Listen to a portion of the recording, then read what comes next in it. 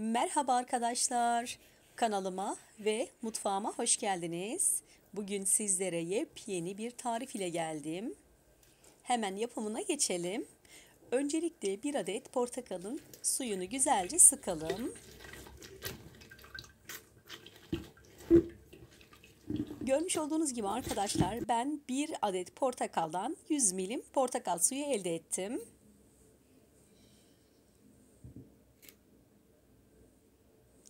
Şimdi portakal suyumuzu uygun bir kabımızın içine boşaltalım.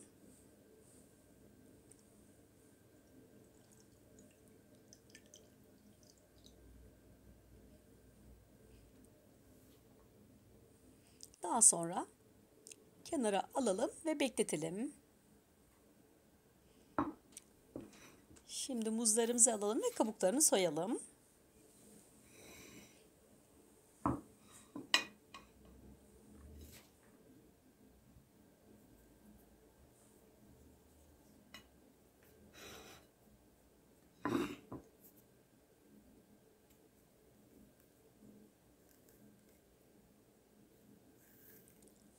Arkadaşlar ben orta boy 5 adet muz kullandım.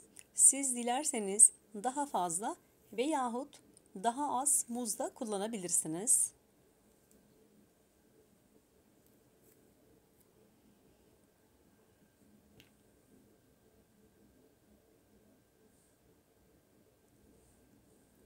Diğer muzlarımızı da aynı şekilde soyalım.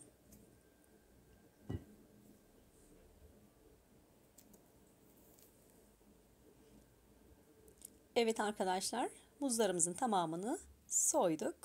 Şimdi onları da şöyle kenara alalım. Yine uygun bir kabımızın içine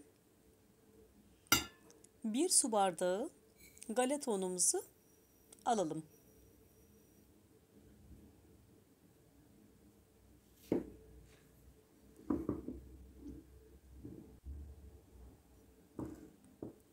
Evet arkadaşlar, şimdi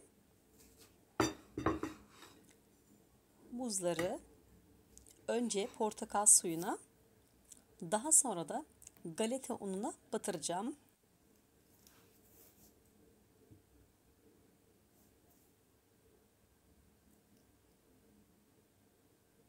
Güzelce alt üst her yeri gelecek şekilde portakal suyuna batırıyorum.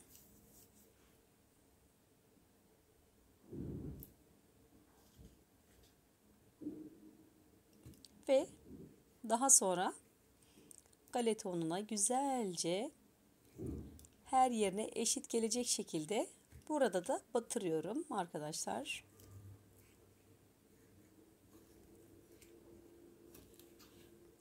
Diğer muzları da aynı şekilde yapacağım.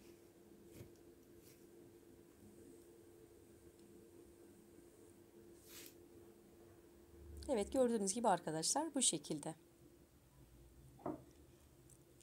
Şimdi tavamızın içerisine ayçiçek yağımızı alalım. Yarım çay bardağından biraz fazla koydum arkadaşlar. Daha sonra tavamızı ocağımıza alalım.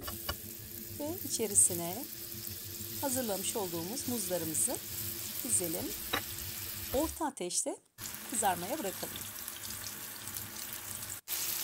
Gördüğünüz gibi arkadaşlar hafif hafif pembeleşmeye başladılar. Şöyle size altında göstereyim. Bakınız hafif altın rengini almaya başladı. Orta ateşte ve muzlar yumuşak olduğu için dağılmaması için her zaman spatula gibi veyahut farklı bir şey kullanmıyoruz arkadaşlar. Bazen de tavamızı sallayarak muzlarımızı kızartacağız. Şöyle bakın altın rengini yavaş yavaş alıyor.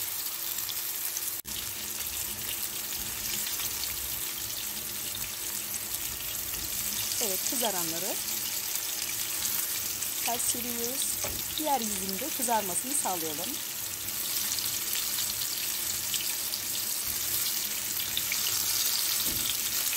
Nasıl da güzel koktu, çıtır çıtır mis bir ses geliyor arkadaşlar.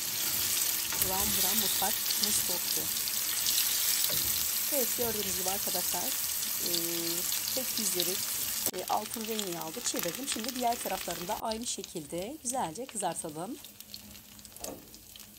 Ve kızarmış olan muzlarımızı havlu peçeteyle tabağımıza alalım.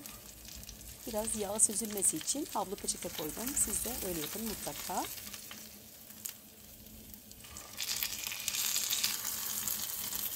Evet arkadaşlar, muzlarım 10-15 dakika kadar kenarda beklettim, soğuttum. Ve şimdi üzerine ben çilek sosu gezdiriyorum arkadaşlar. Ve çikolata sosu gezdiriyorum. Siz dilerseniz farklı aromalı, farklı meyveli soslarda gezdirebilirsiniz. Evet, gördüğünüz gibi arkadaşlar, kızarmış muzlarımız hazır. Mis gibi görünüyorlar. Evet arkadaşlar, şimdi bu güzellikleri tatma zamanı. Hemen şuradan sizler için de tadına bakmak istiyorum. Arkadaşlar, şöyle görmüş olduğunuz gibi sosuyla birlikte şöyle sizin için de şöyle tatmak istiyorum. Çok güzel görünüyor. Afiyetle bir bakalım.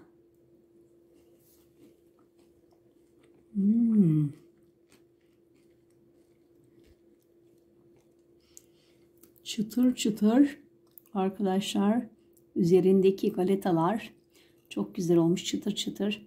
Hemen şuradan bir kere daha ve şu sosuna bandırarak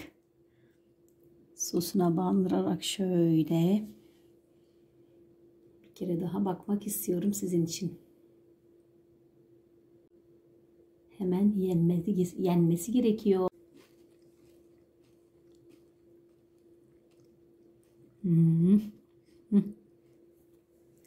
Gerçekten çok güzel olmuş arkadaşlar. Dayanamıyorum, hepsini yiyorum şu anda. Şöyle sosuna bandırarak tekrar bir kere daha yiyelim.